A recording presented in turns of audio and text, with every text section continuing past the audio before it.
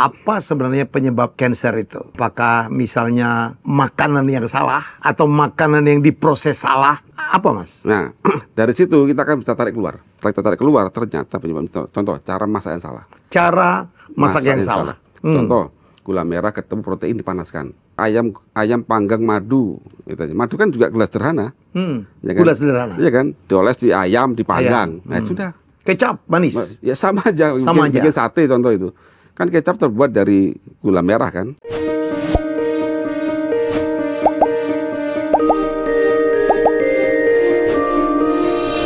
Oke, jadi tamu saya kali ini tuh udah, ini kedua ya, karena banyak sekali ya respon dari waktu beliau hadir pertama kali ya, menerangkan bahwa wah ternyata diabetes itu bisa sembuh loh. Siapa bilang diabetes tidak sembuh? Saya aja yang pernah kena diabetes gitu, juga merasa tidak akan sembuh tuh, karena kami keturunannya diabetes tuh.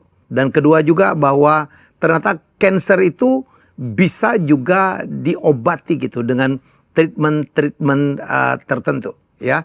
Beliau adalah pendiri konsep Karnus yang saya berkepentingan untuk mengundang lagi karena banyak sekali yang nanya. Bener nih Pak Helmy, apa diabetesnya bisa sembuh? Bener nih Pak Helmy, kanker itu ternyata bisa di-treat ya. Dan ini dia tamu saya, ya ini adik kelas saya di IPB, Mas Iwan Beni Purwowidodo. Semoga nggak salah saya. Iya, benar. Pak Helmy. Ini adik kelasku. Saya ini pernah di IPB loh, sebelum saya ke STAN. Mas, itu bener ya, apa penderita kanker itu ternyata makin banyak ya, dan makin memudah ya penderitanya? Ya kalau kita lihat berita tahun lalu ya, 2024 kan, saya pernah baca tadi kan setiap hari sekian ribu pasien. Ada berapa tadi? Ada 1.000 lebih. Tadi kan? 6.000 ya? 1.000 sehari loh. Sehari, dan orang yang terpapar kanker. Iya, terdiagnosa kanker. Terdiagnosa. Ya, itu. Dan kemudian saya pernah baca juga data tahun 2021 Pak Helmy. Itu ada sekitar berapa ratus ribu ya kanker, dan angka kematiannya itu sampai 80%.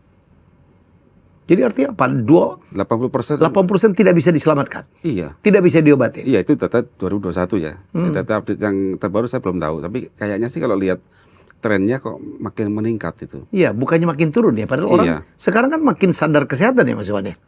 Ya itu yang jadi tanda tanya besar ya. Jadi mungkin ada sesuatu yang masih missing ya dari cara hidup ya, sehat seperti apa gitu loh. Karena kan kita ini manusia itu kan ciptaan Tuhan, punya aturan. Mungkin kita masih ada sesuatu yang luput lah itu. Hal kecil lah itu Pak Helmy. Iya. Yang mungkin pernah saya sampaikan pada beberapa, kita punya seminar edukasi tentang cara masak, hal kecil ya tiap hari itu kalau kita anggap kalau itu nggak sesuai dengan tubuh kita, kemudian kita anggap itu benar, ternyata tidak sesuai, ya gimana coba? Contoh kita punya mobil, kita anggap dengan kasih bensin yang biasa, premium contoh ya, kita anggap penting jalan, ternyata kompresi mesin kita nggak cocok. Ya bisa jalan awal-awalnya, lama-lama kan umurnya pendek gitu. Ya semacam itu. Kayak gitulah analoginya. Ya analoginya begitu. Jadi hal kecil sebenarnya itu. Ya kita ngebahas kanker dulu Mas, atau kanker dulu. Iya. Karena ya benar ya, ada saudara dekat saya itu menderita kanker. Sebenarnya kan lucu juga ya, bukan lucu juga. Apa maksud saya, agak prihatin gitu ya. Dulu pernah di treatment, ya di kemo, sembuh, ternyata berapa tahun kemudian kena lagi tuh. Iya. Ya, dan kemudian kemarin tuh kejadian tuh. Jadi begitu dia harus dirawat, wah saya telepon Darmais segala macam ya. Saya telepon juga berapa rumah sakit sampai di Rut ya Mas. Itu tempat tidurnya itu sulit. Hampir 3 hari baru dapat. Artinya apa? Memang penderita kanker atau kanker itu makin banyak ya Mas? Iya, kalau sampai antri kan jadi ingat kayak pandemi tahun lalu ya. Waktu COVID ya, walaupun tidak se ekstrim itu. Iya, artinya kan orang sampai ke rumah sakit pun harus antri ya. Antri ya. Semacam itu. Jadi itu menandakan kan kanker kan kalau di negara kita kan ada rumah sakit pusat kanker ya. Iya. Kalau sampai itu antri, ya berarti benar kata berita itu bahwa satu hari 1.000 orang warga kita, saudara kita di Indonesia ini terpapar kanker. Jadi ini kan suatu hal yang perlu kita waspadai ya. Ya. Kan lebih baik kita mencegah dibanding kita ngobatin. Ya. Karena kanker kan perubahan DNA. Perubahan DNA. Perubahan DNA. Maksudnya? Jadi DNA kita itu berubah. DNA kita itu kan semacam sumber dari semua resep tubuh kita ini. Jadi tingkah laku sel kita, kapan dia beranak pinak gitu ya, Iya. kapan dia memerintahkan suatu perintah ke sel yang lain, itu dia berubah, salah perintah itu. Itu diatur oleh DNA. DNA. Jadi DNA itu kayak negara kita itu undang-undang lah gitu, undang-undang dasar negara. Iya. Nah kalau itu dia berubah, bagaimana? Ya berubah semua kan tingkah lakunya gitu. Tidak lagi sesuai dengan, Tidak lagi normal. iya tidak lagi sesuai dengan harapan pendiri bangsa gitu aja lah. Kalau kita kan harapan kita diciptakan oleh Tuhan dengan sempurna gitu, dan aturan-aturan itu sudah disematkan dalam DNA itu. Ya. Nah someday itu entah kita apa yang pernah kita lakukan ternyata sampai merubah DNA kita. Dan DNA itu kan di dalam sel, dan dia itu sebenarnya sangat terlindungi. Nah begitu ada kita melakukan sesuatu yang kita tidak tahu ternyata melanggar aturan tersebut, ya akhirnya berubah DNA itu, dan itu sulit loh Pak Gilmi. Apa sih penyebab perubahan DNA itu, Mas? Kalau menurut Mas Iwan? Dari kajian itu ya itu Pak Gilmi. Jadi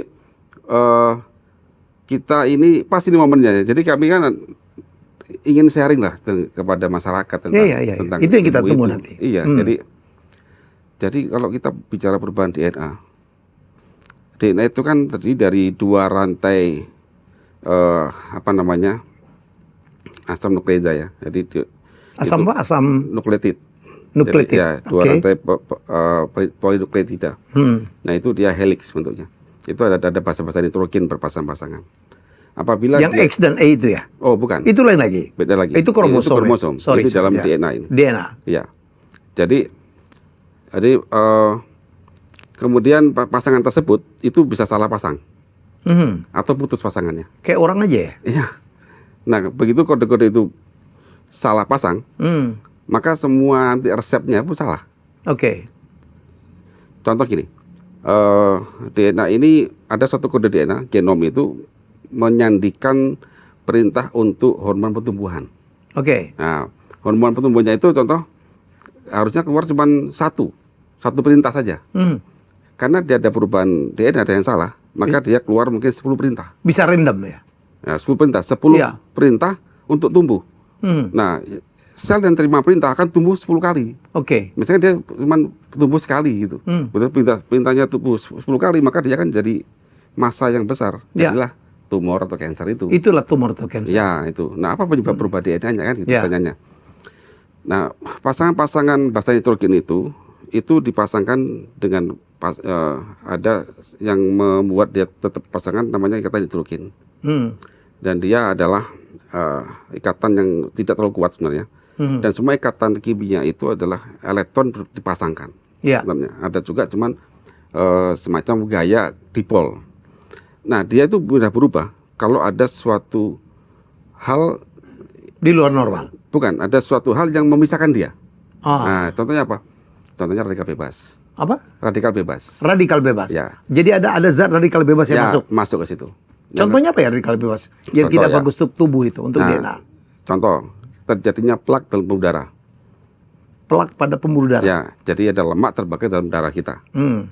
Nah, begitu terbakar dalam darah kita, maka mengeluarkan suatu ROS, radikal oksigen spesies, dalam bentuk mungkin malondialdehid. Nah, dia keton radikal, dia bisa masuk dalam sel. Begitu dia masuk dalam sel, maka dia bisa merubah itu. Ini kayak kotoran gitu ya Pak ya? Ya, jadi misalnya kita Ya. makan lemak nih, lemak Ya. kita gak akan dipecah nih. Kemudian dibakar. Nah, terbakar dalam darah. Ada ampasnya. Kan oksigen darah kita bawa oksigen darah kita ini. Oke. Dan juga bawa makanan, bawa bahan bakar. Oke. Nah, begitu dia lemak ini lama kali dalam darah, ya, dia teroksidasi kan.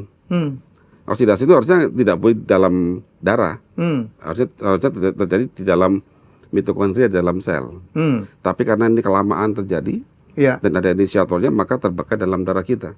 Mengeluarkan suatu senyawa radikal, ROS itu tadi. Nah, ROS tadi bisa masuk ke dalam sel. Gitu kan, masuk ke dalam sel, nanti dia masuk ke dalam DNA bisa, ke nukleus. Dia berubah. Nah, apa sih radikal bebas itu? Itu suatu spesies, satu molekul yang dia mempunyai elektron yang tidak punya pasangan. Oh. Nah, Jadi bahaya nggak ada ya, pasangan, Mas. betul. Jadi ini agak itu terangkan ya. Jadi begini, setiap makhluk itu berpasang-pasangan. Oke. Nah, pernah mendengar gitu, Pak Helmi ya? Ada ayatnya tuh. Mungkin kita berpikir ya kita menikah gitu. Iya, iya. Itu dalam tingkat dunia atom, di mana kita ini tersusun atas atom berpasang-pasangan. Iya. Ya kak, hidrogen, oksigen, jadi H2O. Iya. Itu pasangan di elektronnya. Karena dia minta keseimbangan itu kan, Oke. oktet itulah ya. Nah, pada saat ada suatu atom yang punya elektronnya itu tidak punya pasangan, Iya. itulah namanya rega bebas. Oke. Di situ. Mas, Maka apa dia yang akan berusaha Oke, mencari kalau- pasangan. Kalau ini kan saintifik banget nih, Mas. Oh iya. Saintifik banget. Jadi saya berharap penonton kita tuh dapat pemahaman. Ya. Apa sebenarnya penyebab cancer itu, ya? Apakah misalnya makanan yang salah Ya. atau makanan yang diproses salah, Ya. misalnya? Apa, Mas? Nah, dari situ kita akan bisa tarik keluar. Oke, Ya, kan? tarik keluar kita Tarik ya. keluar. Ya kan di dalam sel tuh. Jadi, apa penyebabnya gitu kan? Ya, penyebabnya. Ini paling penting harus diketahui itu. oleh Dari- penonton. Setelah kita tarik keluar, ternyata penyebabnya. Contoh, cara masak yang salah. Cara masak yang salah. Zat tadi yang saya sebut tadi, radikal bebas itu bisa terbentuk dari cara masak kita yang salah. Contoh, gula merah ketemu protein dipanaskan. Gula merah Ketemu protein dipanaskan. ketemu protein Dipanaskan. Terjadi reaksi Contohnya melar. apa nih? Ya, contoh lah kita bikin kacang hijau. Kacang hijau. Nah, dikasih gula merah direbus sampai matang. Oh, jadi Nah, contoh aja kacang ya, begitu. bubur kacang hijau. Ya, kacang hijau. Dikasih gula merah, direbus. Sampai matang. Kan panas Ini- tuh. Ini Nanti terjadi reaksi Maillard. Nah, reaksi itu antara protein ketemu dengan gugus dari gula sederhana, fruktosa atau glukosa.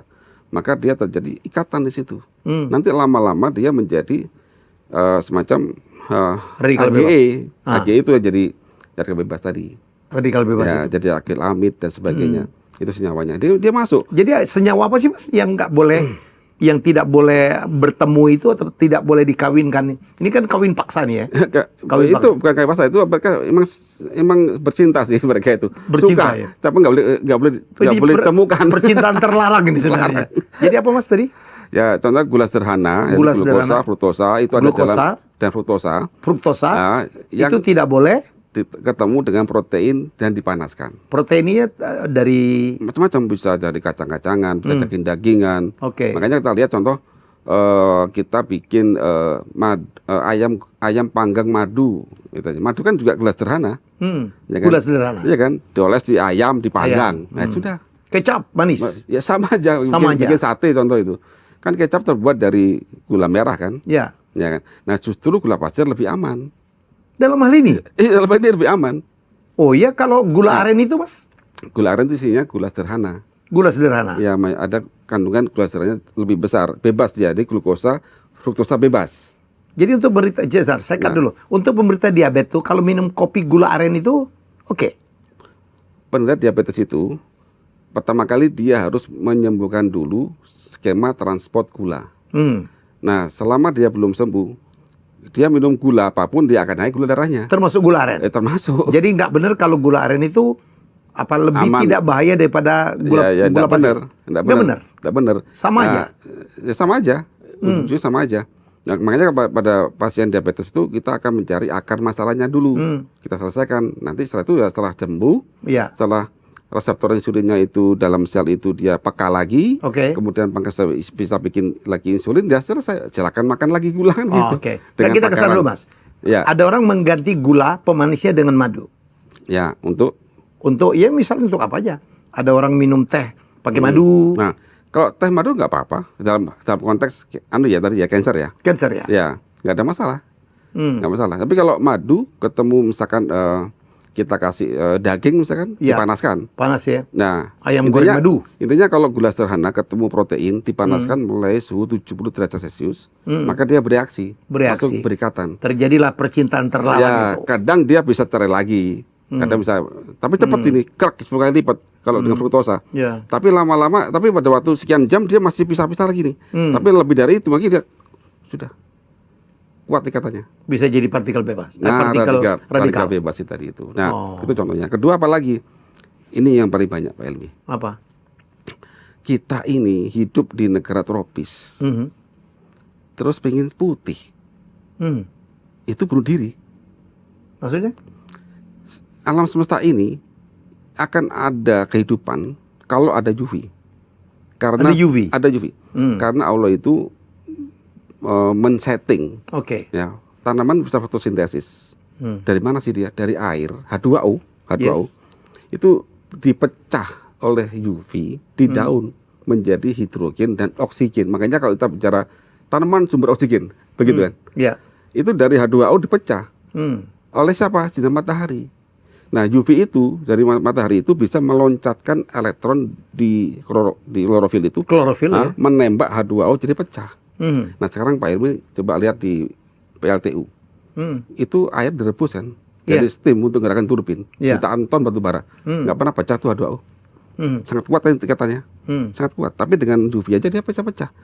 Nah, makanya sang pencipta ini sudah mengetahui itu semuanya, karena dia pencipta. Makanya manusia dan semua makhluk itu dikasih tameng dari UV. Nah, manusia itu dikasih tamengnya apa? Adalah pigmen.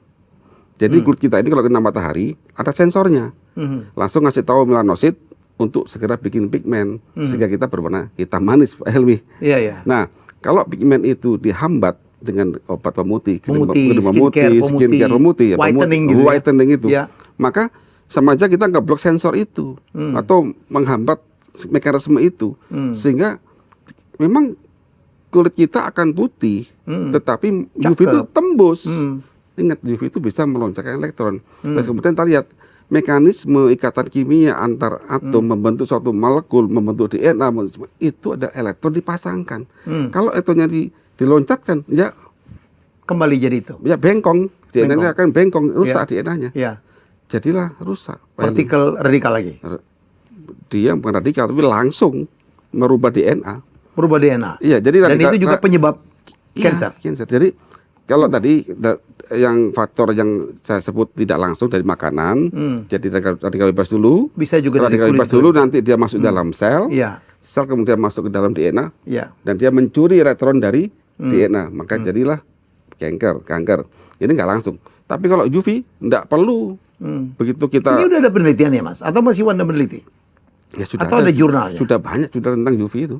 Tentang UV itu? Ya sudah banyak. Jadi hati-hati juga kita yang mau putih-putih nih ya, Mas. Hati-hati. Makanya apa ya? Kita kan selain dari data-data jurnal tentang cukup kita belajar ilmu dasar aja lah. Oke. Fisika dasar sudah kelihatan. Oke. Bahwa UV itu membuat perubahan konformasi elektron dan sebagainya sehingga pada DNA akan berubah. Itu sudah banyak sekali penelitian itu. Nah, kalau UV itu nggak perlu ada perantara. Langsung merusak DNA. Langsung merusak DNA. Dan bahkan pada waktu dia terkena DNA kita, ya cuma DNA aja yang dia sikat, tapi juga lemak juga, minyak juga. Nah, contoh paling gampang gini Pak Ilmi. Minyak itu kalau minyak kena minyak goreng, apapun lah, minyak goreng atau minyak, semua minyak ya, semua minyak. Coba kena matahari aja, dia akan tengi loh. Nah, tengi itulah tanda zat radikal bebas. Tengi itu. Iya. Jadi nggak boleh kita makan yang tengi ya? Nggak boleh. Ya, jadi contoh kita beli kerupuk nih, yang digoreng. Kalau udah tengi, nah ditaruh di kena matahari langsung, jangan dibeli, karena dia penuh dengan radikal bebas. Oh, karena UV itu bisa minyaknya akan dirusak oleh UV. Jadi radiasi di situ. Tengi itu udah partikel bebas ya, partikel radikal. Radikal bebas itu. Itu jadi kalau dalam dunia di luar sel kita sehari-hari. Jadi apa sih salah satu keberadaan atau bukti keberadaan dari ROS, radikal oksigen spesies, ya tengi itu. Itu adalah aldehid radikal, malondialdehid dan kawan-kawan. Mas Iwan, jadi kalau ngelihat, saya juga baca artikel ya bahwa sekarang yang penderita kanker itu makin muda nih, menyerang milenial, menyerang Gen Z gitu. Ini apakah karena lifestyle, cara makan, atau memakan makanan-makanan yang tidak sehat? Combine jadi satu, Pak Elmi. Contoh ya, kita sekarang anak Gen Z itu sukanya ngafe kan? Iya. Di kafe itu apa sih makanan minumannya? Paling banyak apa sih? Ya creamer, non dairy creamer. Itu dari minyak nabati kemudian dipadatkan dengan cara partial hidrogenasi sehingga merubah konformasi minyak itu sehingga sulit dipecah oleh tubuh kita. Jadi creamer juga tidak baik. Ya nggak baik kecuali dairy ya, dairy susu loh ya. Kalau non dairy kan bukan dari susu. Oh, kalau yang dari susu aman. Oke, nggak apa-apa. Kalau non dairy itu apa? Bahannya Dibuat apa? dari nabati, selain susu, minyak selain susu. Ya. Supaya dia jadi creamer, maka dirubah dengan proses kimia gitulah. Ya. Dengan cara partial hidrogenasi. Oke. Nah, skema tadi akan membuat perubahan ikatan kimia di dalamnya dari cis dari trans. Nah, itu agak dijelaskan secara analogi ya. Intinya begini. Yang dilihat oleh sel kita, oleh enzim kita itu adalah bentuk dari struktur substrat yang akan diproses. Gitu. Begitu dia berubah bentuk, maka enzim kita tidak bisa pecah. Kalau lemak yang masuk itu dari dalam bentuk creamer yang sudah dirubah tadi, dari minyak nabati menjadi creamer tadi, ya. Begitu kita makan, begitu masuk dalam darah kita, ketemu enzim lipase, apa ini nggak ngerti dia. Dia keliling terus nggak dipecah-pecah. Ketemu nanti beta oksidasi dalam sel juga ngerti nanti. Ini motong jadi asid CoA gimana? Nggak dipotong-potong. Macet, Pak Helmi. Dalam darah macet. Dia minum tiap hari terusan. Enak kan di sana? Enak. Apa akibatnya? Lemak tadi ketemu oksigen dalam darah. Kebakar di situ. Karena banyak kan ketemu lagi dalam darah, ketemu lagi oksigen. Kebakar. Jadilah ROS lagi. Radikal oksigen spesies. Jadi itu akan berusaha mencari pasangan, akan merusak Cinta sel. terlarang lagi. Ya bukan cinta terlarang, dia merampas cinta itu. Ya, cinta. Iya, pasangan orang lain diambil sama dia. Nah, yang diambil itu punya sel itu, misalnya sakit hati. DNA sakit hati, dia berubah DNA-nya. Itu. Saya senang nih Pak Iwan nih kalau dia nerangin itu pakai metafor percintaan gitu. Iya, contoh lagi yang terakhir lagi Pak Helmi, yang banyak ya. Contoh ini ya, mungkin agak kontroversi Pak Helmi. Seorang wanita itu kan ada jadwal menstruasi ya. Yes. Coba kita bayangkan berapa banyak ibu-ibu yang dia mau umroh atau haji. Wah, ini jadwalnya pas mens nih. Oh, pakai itu ya? Pakai obat penahan mens ya. Penahan mens. Nah, apa yang dilakukan dari obat tadi? Obat tadi itu tanda kutip memanipulatif informasi yang di dalam tubuh ini yang sudah disetting oleh Sang Pencipta. Jadi pada saat seorang wanita itu hari ke-28 sejak dia mens hari pertama itu tidak dibuahi, maka hormon progesteron itu akan turun sehingga endometriumnya akan lisis dari menstruasi. Kalau ada pembuahan, maka akan terus ada hormon progesteron memerintahkan rahim itu makin untuk menebal, untuk merawat ada calon bayi di situ. Dan dia akan ngasih tahu ke payudara untuk segera persiapan ada baby di situ. Nah sekarang bayangkan seorang mau berangkat dikasih hormon progesteron. Nah, padahal nggak ada pembuahan tuh, nggak ada sperma yang masuk.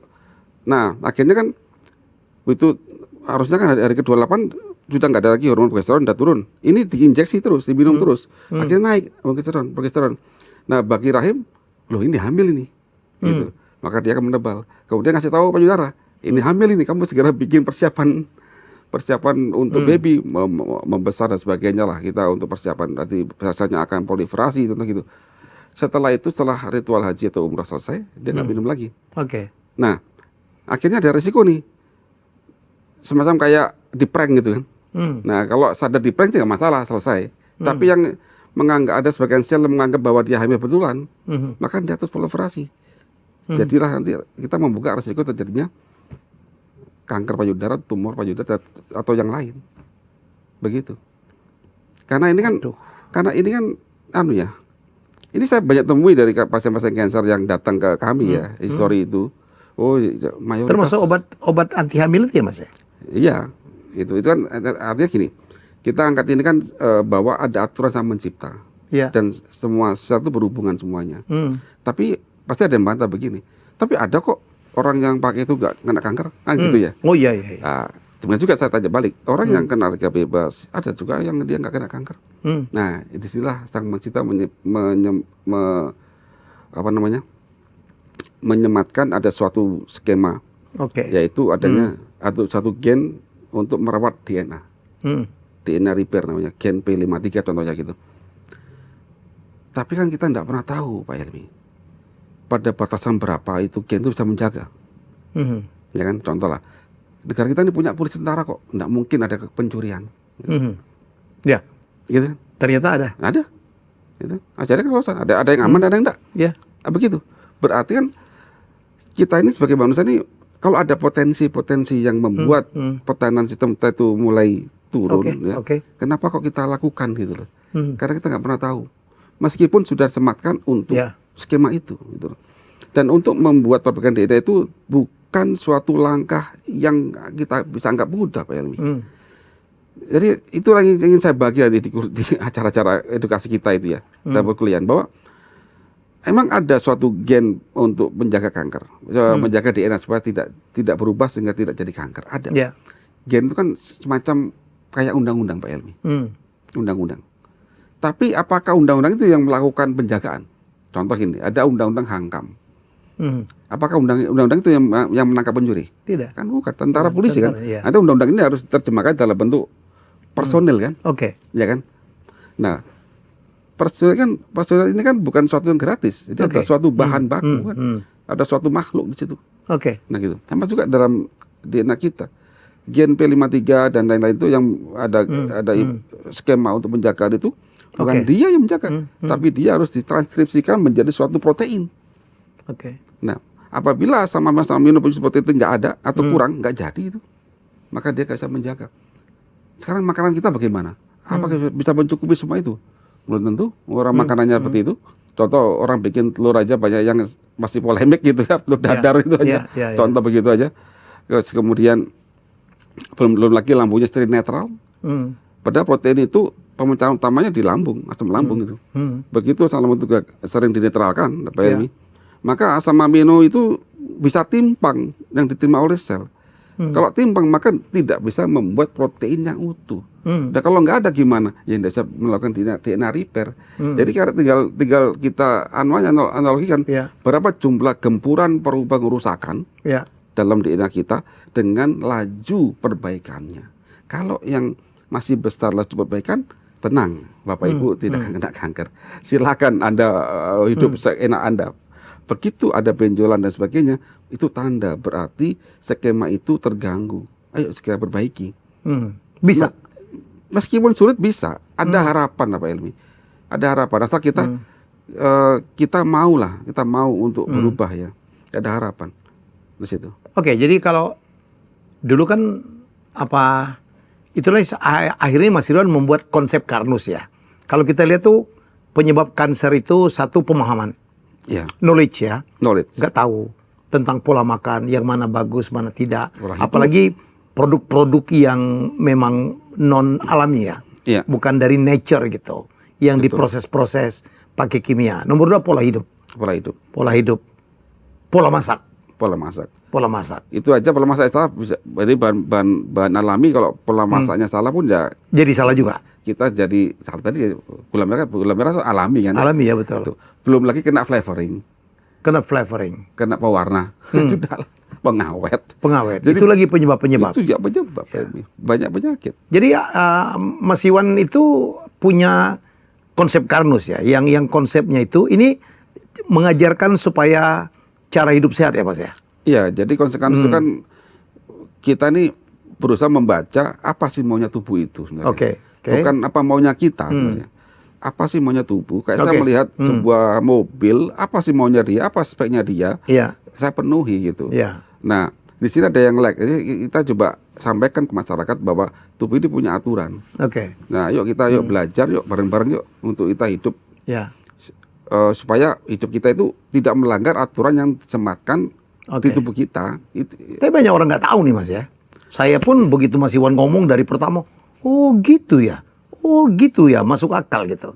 Mas Iwan udah nulis bukunya, ya, udah ada bukunya, pendekar apa? Fundamental Konsep Karnus. Karnus itu pendekar Nusantara. Iya, pendekar Nusantara. Terus udah ada sharing-sharing juga. Saya dengar Mas Iwan bikin kuliah ya, memberikan pemahaman kepada banyak orang. Iya Pak Helmi. Iya, kami juga bikin edukasi. Ada 2 seminar sih. Ada seminar edukasi, ada satu yang kuliah Karnus bagi saya harap teman-teman masyarakat itu maulah belajar lah. Untuk belajar tentang aturan Sang Pencipta di alam semesta ini dan tubuh kita itu. Yang kedua adalah langsung bagi mereka yang sedang sakit. Saya harus bagaimana itu ada di tematik. Gitu. Memang kita sekarang masih fokus di diabetes ya, dan autoimun Ya. dan jenisnya lah, kanker juga. Nanti kita akan bahas tentang diabetes. Iya. Kanker itu katanya Mas Iwan ya dengan bersama dokter-dokter ya. Banyak sekali sekarang dokter-dokter yang akhirnya juga mendukung konsep Karnus. Ada berapa dokter udah bergabung dengan Karnus? Ada mungkin sekitar 50-an kali ya. Dari seluruh Indonesia. Seluruh Indonesia. Jadi meskipun ada tahapannya, ada yang memang langsung menerapkan, ada masih belajar, gitu ya, masih Ada yang pengen tahu. gitu ya, gitu. Jadi, Dan ada yang menerapkan ya. ada menerapkan. Termasuk yang dulu dokter siapa tuh? Dokter Edi. Edi yang Ya, ikut pertama pernah, di ya, episode Dr. Ari, dahulu ya. Ya, Dr. Ari ada. Kemudian ada cukup banyak lah. Dan Mas Iwan dulu menunjukkan saya ada beberapa kisah sukses ya. Ya. Orang yang kena diabetes, orang yang kena kanker berat gitu Ya. bisa disembuhkan. Ya, alhamdulillah bisa kita bantu untuk mendapatkan kesembuhan itu. Gitu. Kanker apa aja Mas? Yang saat ini yang data kami yang memang kita riset itu contoh kanker mata, retinoblastoma, kanker usus, kolon ya. Kemudian paru-paru, getah bening, otak, payudara sebagian yang non hormonal itu cukup ada ya, yang ada progres yang baik. Yang hormonal ini kita sedang treat, sebagian memang sudah ada yang berhasil, tapi sebagian masih in proses. Itu yang Kanker rahim juga ada, serviks. Ada nggak datanya Mas? Sudah berapa ya penderita kanker yang terbantu oleh konsep Karnus?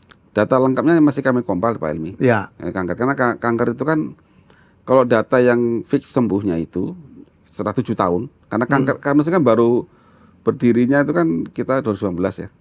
Tapi karena kanker itu butuh evidence base yang cukup lama, minimal 5 tahun. Maka data kami yang layak untuk sampaikan untuk cancer yang stadium 4 semua itu sekitar 10-an lah. Itu yang. Tapi kalau yang progres menjadi baik cukup banyak kalau itu. Cukup banyak kalau itu. Dari sejak pasien-pasien kanker yang artinya gini, dari aksilanya besar jadi mengecil, hilang aksilanya, jadi benih mengecil. Progres, ada perbaikan ya, ada quality of life-nya dia. Kemarin ada membaik. yang juga penderita kanker kulit gitu juga ya. Psoriasis itu kan langsung Pak Dwi tahu sendiri kan, ya, itu kan. saya tunjukin foto-fotonya. Ya itunya, gitu. Ya seperti itu.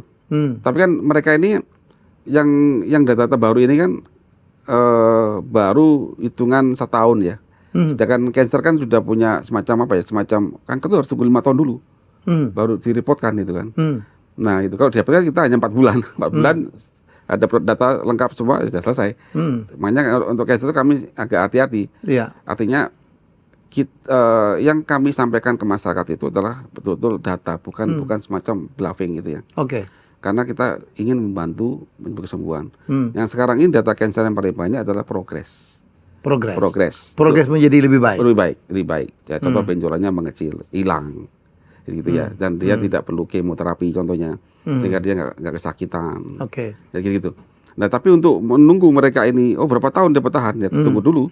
Paling nggak 5 tahun itu kan ya. 5 tahun kita lihat gitu kan. Nah gitu. Ya, seperti itu Pak Ilmi. Jadi ini ada kuliah. Ada semacam seminar. Cukup rutin ya Mas ya?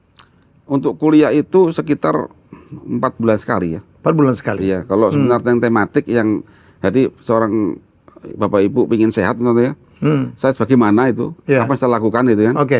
Nah, itu ada tiap bulan. Tiap bulan. Kapan yang ini akan yang paling cepat? Cepat tanggal 18 itu 2 hari itu kuliah itu. 18 Januari. 2 hari. Itu pembicaranya saya, kemudian Prof. Mutaridi dari Unpad dan Prof. Iris Rengganis. Prof. Iris ini ahli ini juga ya? Autoimun. Wah, nanti kita akan bahas autoimun ya. Jadi ini menarik. Tapi ini kalaupun yang nggak bisa tanggal 18 di Jakarta ya Mas? Di Jakarta. Iya. Jadi daftarnya ada website. Ada website atau di IG. Di IG konsep dari Karnus Official. Konsep Karnus Official. Ya. Kalaupun nggak bisa, nanti mungkin bisa ikut yang berikutnya ya. Ya 4 bulan lagi. 4 bulan lagi. Ya. Tapi kalau yang kuliah tematik? Tematik kami adakan selalu tiap bulan, karena itu kan untuk pasien-pasien ya. Ya. Tapi kalau kuliah itu memang bisa pasien ikut silakan. Jadi ingin tahu lebih dalam bagaimana sih aturan Sang Pencipta ini. Tapi kalau yang tematik itu teknis. Lebih ke teknis. Teknis. Kalau ini tentang keilmuan dasar. Tapi misalnya dengan memahami kuliah Karnus itu akan lebih dalam pemahamannya dalam menghadapi. Saya kan hadir penyakit. 2 kali 3 kali. Menarik juga ya, yang ikut banyak dokter ya Mas ya? Iya. kalau yang kuliah emang itu karena serius banget. Serius banget.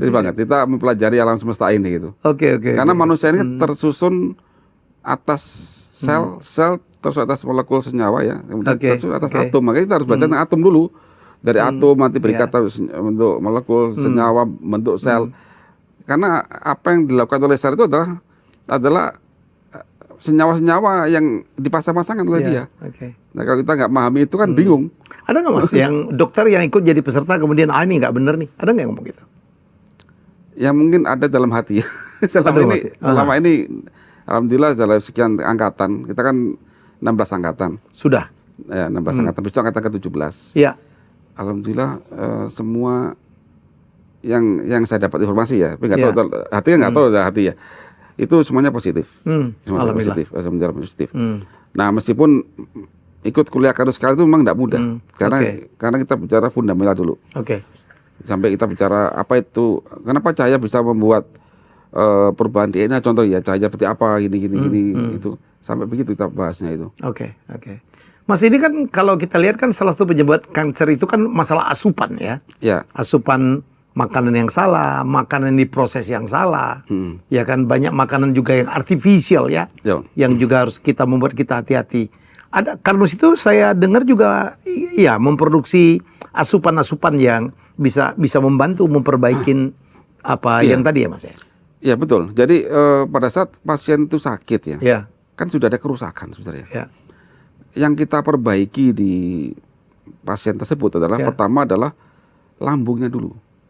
Karena apapun kita makan ini diprosesin di lambung. Di lambung dulu, dipecah jadi monomer itu. Kalau dia itu tidak bisa optimal, asam lambungnya tidak optimal, kena obat-obat penetral lambung. Misalnya untuk yang orang suka sakit lambung ya, kemudian dia dinetralkan, itu mengurangi fungsi lambung. Iya, fungsi lambung itu memecah makanan. Kok dinetralkan bagaimana?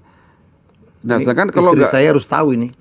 Sedangkan kalau dia pakai obat, kalau nggak tidak dikasih, kan dia kesakitan. Ya.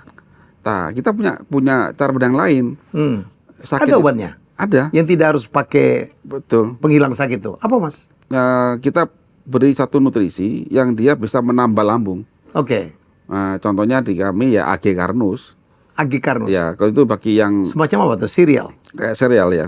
Yang kedua AL Karnus bagi yang sudah parah. Dari labu. Oh, ini yang suplemen dari labu ya? Iya, labu. Itu labu kita kasih pati resisten, kemudian kita kasih kolagen, dia nempel di situ. Betul, dia nempel. Ditambal gitu. Luka-luka lambung. Iya, betul, ditambal. Kemudian kita minta makan. Nah, makannya apa? Kita ajarin cara masak. Cara masak. Ya, terus makan apa yang dihindari, apa yang boleh. Sebenarnya mudah kok. Begitu kita ketahui itu, makan itu mudah. Memang kadang masyarakat itu kok banyak nggak boleh ya?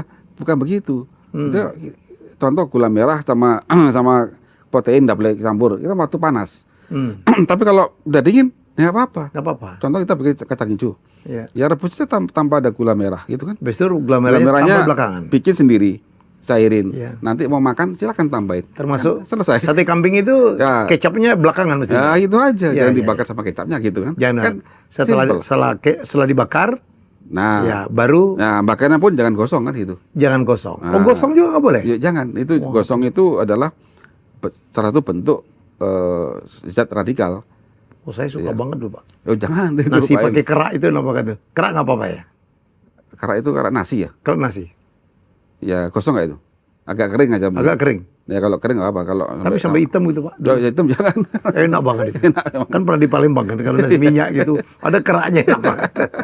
Ya untungnya Pak Helmy, badan saya Pak Helmy mampu untuk alhamdulillah untuk itu semuanya. Apalagi Mas yang dipersembahkan oleh Karnus. Nah, yang kedua membantu orang. Pada saat makanan itu dalam darah, dalam zaman modern ini tuh kita tidak bisa lagi menghindar dari namanya polusi Pak Helmy. Jadi Contoh, asam knalpot banyak logam berat, thairup. Gitu ya. Makanan kita juga banyak logam beratnya, thairup.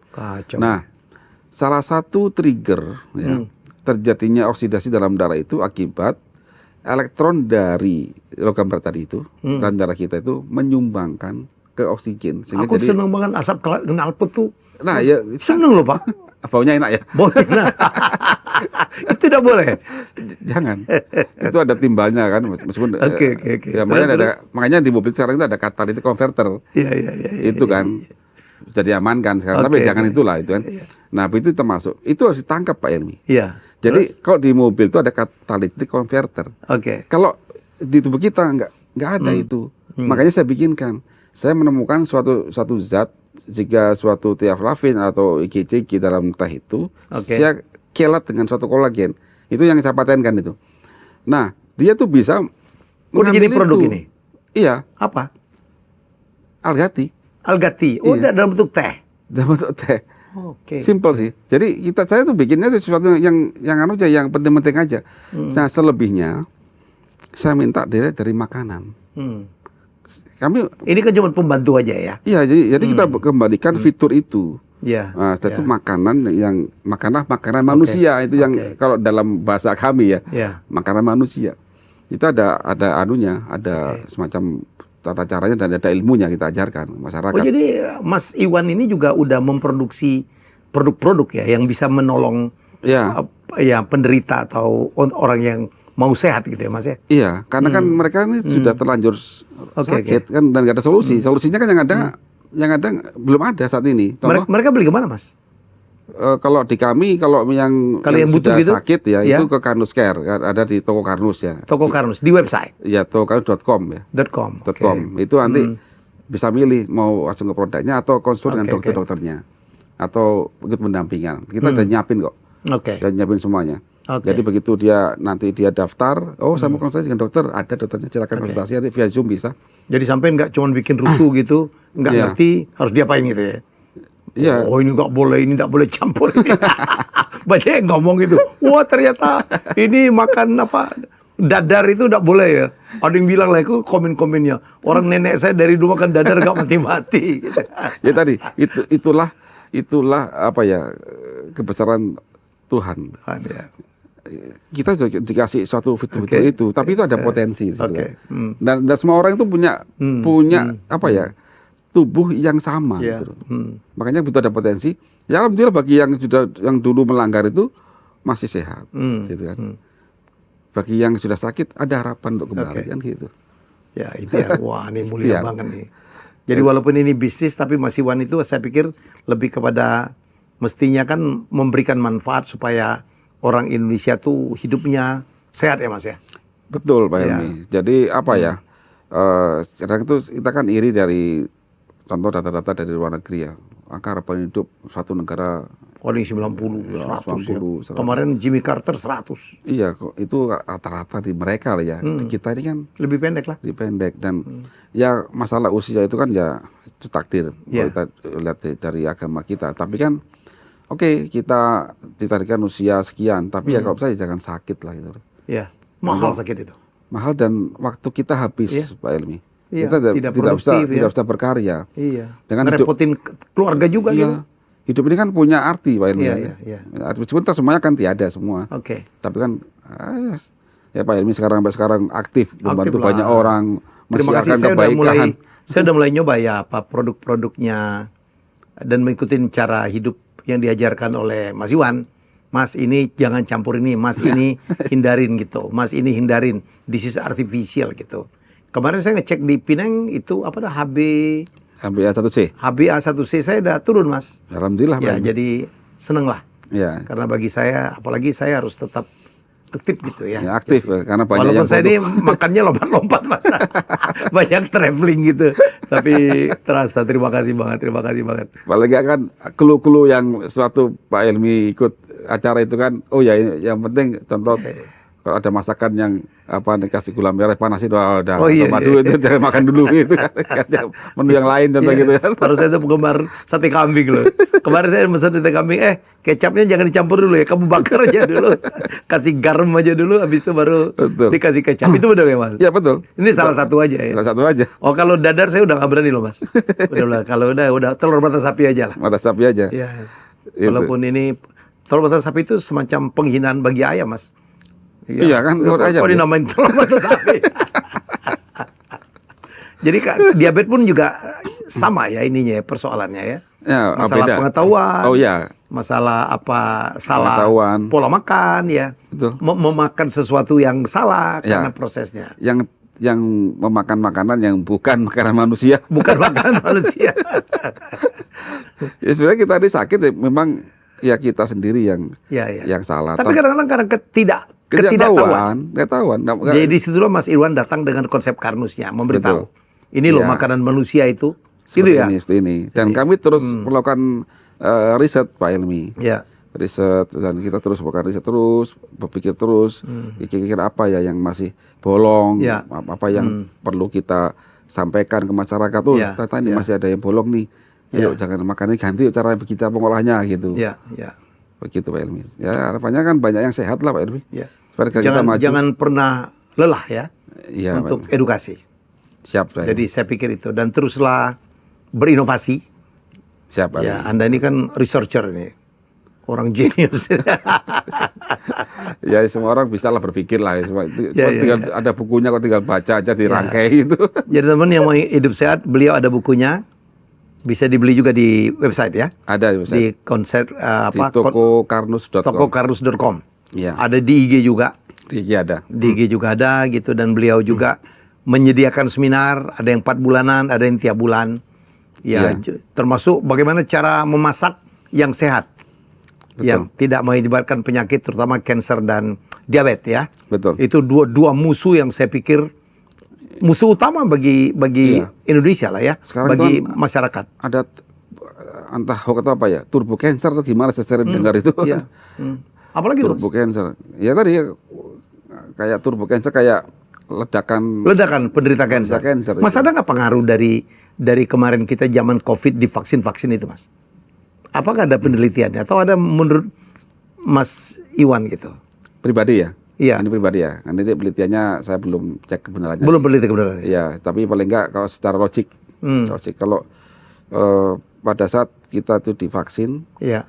itu kan ada semacam kalau dulu kan vaksin dari makhluk yang dilemahkan.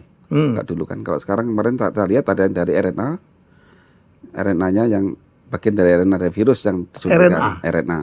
Apa itu RNA? RNA Apa itu beda dengan DNA? Oh beda. Jadi kalau DNA itu kalau bahasa awamnya itu Undang-Undang Dasar 45 gitu loh. Oke. Kitab besarnya gitu. Iya. Nah, kitab ini isinya resep. Dia akan menjadi sesuatu kalau dibuat. Oke. Nah, pembuatnya itu di ribosom. Oke. Jadi kalau DNA itu dalam inti sel, ribosom itu dapur. Oke. Dapurnya itu di luar inti sel, di luar inti, jadi Oke. di sitoplasma. Oke. Nah, pada saat DNA ini mau memberi resep, kan harus sampai ke ribosom, ke dapur Oke. ini. Iya. Nah, yang kopi resep itu namanya RNA. Oh. Nah, itu aja paling gampang, RNA. Jadi akan ribosom kan bikin entah protein, entah jadinya hormon, entah apa itu jadi di situ. Nah, ada waktu COVID kan itu kan virus RNA toh. Jadi isinya itu RNA. Jadi kalau virus RNA itu dia tuh menuju suatu sel target yang akan ditarget oleh dia. Itu dia berkepentingan untuk dia meribosom ini sebenarnya. Untuk dia mereplikasi Oke. dibikin lagi sama dia itu. Iya. Sama sel induk itu. Hmm. Nah, jadi ya dia bisa beranak pinak kan. Oke. Si virus itu menggunakan dapurnya. Oke. Kasih resep aja dapurnya akan replikasi itu. Nah, kalau kita punya vaksin isinya itu RNA dan akan dibuat oleh ribosom sel kita. Nah, itu ada potensi untuk membuat suatu perintah yang salah atau hormon yang salah. Hormon yang salah. Nah, diperintahkan ke sel yang lain. Iya. Nah, contoh RNA tadi menyandikan suatu hormon pertumbuhan yang nggak seharusnya. Hmm. Dibuat oleh ribosom, Oke. perintah pertumbuhan untuk sel tertentu.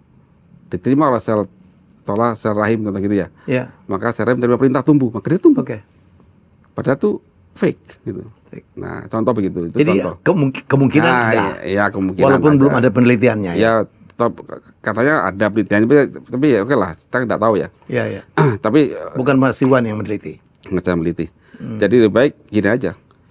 Nasi udah jadi bubur, Ya. gitu kan. Sudah masuk ke dalam. Udah masuk dalam. Terus bagaimana kita untuk menanganinya?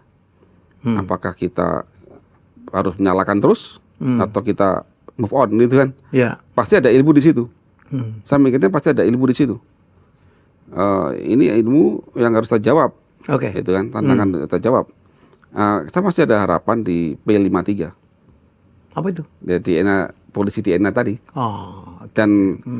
dan pada saat dan sistem imun yang lain, karena tubuh kita ini canggih sebenarnya, canggih.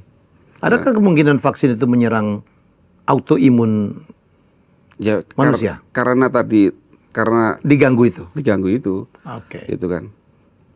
Ini Prof. Riris akan bahas tentang ini Pak di Richard seminar. bisa bahas tentang itu kan. Beliau lebih ahli dibanding saya ya untuk Ahli autoimun deh. autoimun beliau. Oke. Beliau ahli autoimun. Ini kan yang dituduh-tuduh, wah ini jadi imunitas tubuh kita menjadi lemah atau apa gitu sehingga orang gampang sakit kan itu, Mas. Nah, yang kalau disampaikan. autoimun itu enggak begitu. Autoimun itu kan sel imun kita terlalu ganas. Jadi tentara kita membunuh rakyat sipil. Oh gitu. Iya. Bukan dilemahkan gitu, malah terlalu ganas gitu. Terlalu ganas karena salah perintah. Nah, makanya Jadi memang keseimbangan itu tidak boleh diganggu ya. jangan diganggu. Contoh begini paling gampang Pak Ilmi. Pada saat lambung kita itu bermasalah, Oke. ya kan? Kita makan entah daging, entah gluten, terigu, ya, Oke. tepung-tepungan. Begitu gagal memecah protein menjadi fragmen terkecil asam Oke. amino, tapi dia masih menjadi protein pendek. Oke. Ya, kalau asam amino kan menyusun protein. Ya, Asam ya. aminonya kalau asam amino aman. Begitu dia jadi fragmen protein kecil, masuk ke usus halus nanti. Di usus kita tuh ada banyak tentara.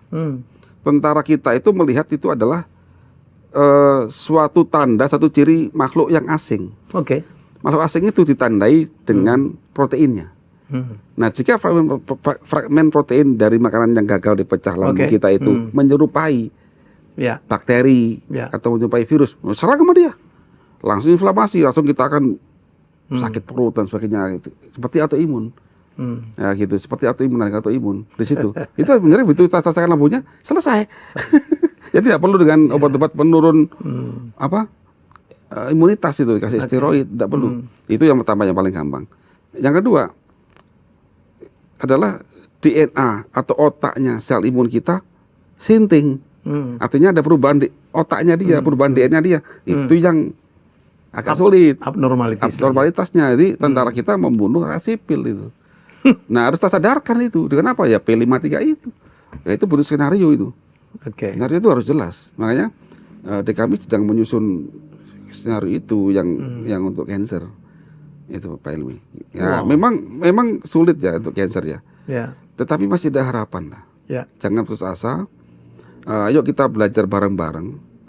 Ada aturan Sang Pencipta. Semakin banyak kita belajar, insya Allah nanti ada kok jalan. Ya. Selama kita menghadapi cancer dengan pendekatan harus kita bunuh cancernya, harus kita bunuh, tidak akan pernah selesai. Oke. Kalau kita punya obat membunuh sel cancer, dia bisa bunuh sel yang lain loh. Kan udah terlihat tadi ya, dari saudara keluarga Pak Ilmi ya, Ya. dikasih kemo, dioperasi, radiasi dan sebagainya. Terus metas mana-mana kan masih. Nah itu, karena pendekatan kita yang mungkin kurang tepat. Saya tidak bicara salah, tapi kita bicara kurang tepat. Ayo kita berpikirlah. Gitu. Oke Mas, udah hampir 1 jam nih. Jadi dari dialog ini saya berharap ini apa ya? Ya ini pengetahuan lah ya bagi kita bahwa Mas Iwan sebagai penemu sudah menemukan metode pembelajaran, kemudian masukan terhadap lifestyle, masukan terhadap mindset juga, dan juga lengkap juga dengan apa ya yang harus diasupan gitu ya, yang juga bisa membantu dalam melakukan penyembuhan ya, terutama kanker dan juga diabetes. Ya. Jadi boleh Anda baca bukunya ya boleh ikut seminarnya. Sekali lagi seminar beliau paling dekat ini adalah 18 Januari Januari di 19, Jakarta. 2 hari. Ya, 2 hari. Jadi ada beliau akan bicara, ada Prof. Riris, Prof. Riris. ahli autoimun, ada satu lagi siapa, dokter? Prof. Mutaridi Mutardi, ini yang dari farmasi. dari farmasi. Jadi, dan beliau ini men-challenge untuk berdebat juga. Ya, berdebat juga, silakan gitu. Ya, Jadi, untuk berdebat, untuk mencari suatu hal yang satu hal yang benar, untuk kebaikan. membangun Ya, kebaikan. Ya. saya tahu banget beliau, ya, jadi beliau ini mengabdikan dirinya sebagai seorang peneliti, ya, untuk melakukan, membantu banyak masyarakat yang terkena penyakit, ya, berbagai penyakit, terutama kanker dan juga diabetes. Ya, jadi silakan ya. Jadi saya pikir kita tuh kalau kena penyakit wajib ikhtiar. Ya, Ya, wajib Betul. ikhtiar untuk mencapai kesembuhan. Dan jangan lupa, ya, sehat itu jauh lebih menyenangkan daripada sakit. Sakit itu mahal banget di Indonesia. Walaupun ada BPJS ya, ditanggung, tapi kan keluarga kayak apa, ada yang berhenti kerja. Apalagi kalau kepala keluarga yang sakit, Mas. Betul, Jadi Pak itu Ilmi. akan mengganggu ekonomi ya, dan pemerintah kita sangat concern ya untuk membuat manusia Indonesia itu sehat. Terima kasih Mas Yohan. Ada lagi yang Baik. disampaikan? Ya, saya kira sehat butuh ilmu. Oke. Ayo kita bareng-bareng belajar dan Ya. insya Allah Kosekarnus mau berbagi dengan senang hati Ya. untuk Oke. kita bisa makin sehat dan membangun negeri ini, Pak Ilmi. Oke, silakan hubungin IG-nya ya Konsep Karnus dan juga ke websitenya Toko Karnus ya. Kita jumpa lagi dengan tamu hebat selanjutnya ya, dan semoga apa yang kita perbincangkan ini memberikan manfaat bagi banyak orang ya. Terima kasih.